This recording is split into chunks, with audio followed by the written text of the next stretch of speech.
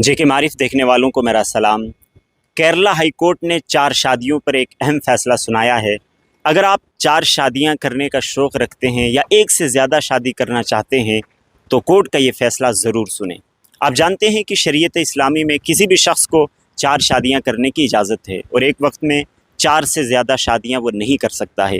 لیکن ایک سے زیادہ شادی کرنا یا 4 شادیاں کرنا یہ اس صورت میں ہے کہ جب وہ اسلام کے بتائے ہوئے اصول، قواعد اور ٹرمز اینڈ کنڈیشن کو فالو کر سکے، ان کا پالن کر سکے اور ان پر عمل پیرا ہو سکے۔ ادروائز 4 تو کیا، ایک کی بھی اجازت نہیں ہے۔ یعنی اگر کوئی شخص اپنی بیوی کے خرچے نہیں اٹھا سکتا، اسے یقین ہے کہ شادی کے بعد میں بیوی کے حقوق ادا نہیں کر پاؤں گا یا اس کا جو واجبی مہر ہے وہ بھی ادا نہیں کر پاؤں گا، تو ایسی صورت میں اسے شادی کی بھی اجازت نہیں ہے۔ اس کو تو حکم ہے کہ وہ صبر کرے اور روزے رکھ کر زندگی گزارے، اپنے آپ کو گناہوں سے بچائے۔ بہرحال کیرلا ہائی کورٹ میں ایک معاملہ پہنچتا ہے۔ ایک خاتون جن کی عمر 39 سال ہے، وہ اپنے شوہر کی شکایت کرتی ہیں کہ میرا شوہر مجھے خرچہ نہیں دیتا ہے، مجھے اس سے ماہانہ 10,000 روپے چاہیے۔ کورٹ پتہ لگاتا ہے کہ آخر اس کا شوہر کرتا کیا ہے، اس کا سورس آف انکم کیا ہے، اس کا ذرائع آمدن کیا ہے، وہ سیلری کتنی لیتا ہے، وہ کتنا کماتا ہے، آخر اس کے خرچے پورے کیوں نہیں کر رہا،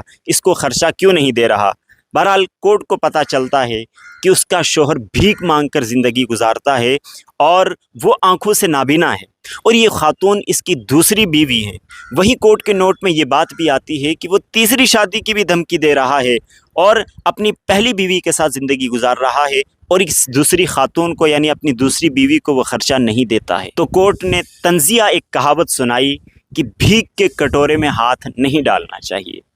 وہیں کورٹ نے جو فیصلہ سنایا ہے اس فیصلے کی تعریف بنتی ہے۔ کیرلا ہائی کورٹ نے صاف صاف الفاظ میں یہ واضح کیا ہے کہ اسلام میں کوئی بھی شخص اگر 4 شادی کرتا ہے تو اس کو ایک سے زیادہ یعنی تعدد ازواج 4 شادیاں کرے، ایک سے زیادہ کرے، یہ اس صورت میں اس کے لیے جائز ہے کہ جب وہ ان 4 بیویوں کے درمیان یا ایک سے زیادہ جتنی بیویاں ہیں ان کے درمیان برابری کر سکے، ان کے درمیان انصاف کر سکے اور ان کے خرچے اٹھا سکتا ہو، ورنہ اسے ایک سے زیادہ شادی کرنے کی اجازت نہیں ہے۔ اور کورٹ کا صاف کہنا تھا کہ ایسے معاملات اور ایسے کیسز عام طور پر مسلم معاشرے میں بے دینی، لا علمی اور پڑھائی لکھائی نہ ہونے کی وجہ سے پیش آتے ہیں۔ یعنی جو لوگ اسلامی اصول، اسلامی عقائد سے، اسلامی تعلیمات سے ناواقف ہیں وہی ایسی غلطی کرتے ہیں، ورنہ جو شخص اسلامی تعلیمات کو جانتا ہے، اسلامی اصول سے واقف ہے، وہ ایک سے زیادہ تبھی شادی کرے گا جب اس کے اندر صلاحیت بھی ہوگی، وہ انصاف بھی کر سکتا ہوگا،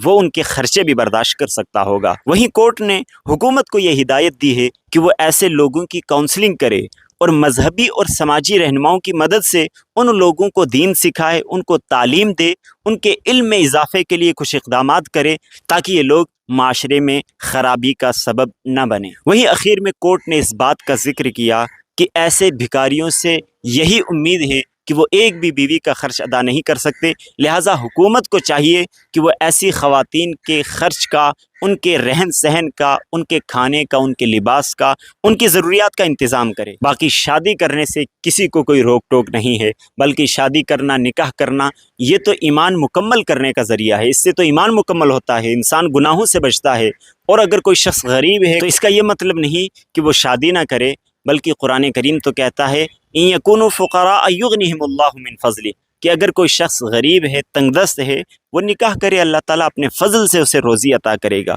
روزی میں برکت کا ذریعہ ہے نکاح، لیکن ایک سے زیادہ نکاح کرنے کا شوق رکھنا یا پھر 4 بیویاں رکھنا، 4 شادیاں کرنا، اس کے لیے تعلیم بھی چاہیے، اس کے لیے صلاحیت بھی چاہیے، اس کے لیے آپ کے پاس مال بھی ہونا چاہیے، اس کے لیے آپ کے پاس حکمت بھی ہونی چاہیے کہ آپ 4 کے درمیان انصاف کریں، 4 کا خرچہ برداشت کریں، 4 کی ضروریات پورا کریں۔ تو تبھی کورٹ نے کہا کہ بھیک کے کٹورے میں ہاتھ نہیں ڈالنا چاہیے۔ تو اگر آپ کے پاس یہ ساری چیزیں نہیں ہیں تو پھر آپ کو ایک سے زیادہ شادی کے بارے میں نہیں سوچنا چاہیے، نہ ہی اسلام اس کی اجازت دیتا ہے۔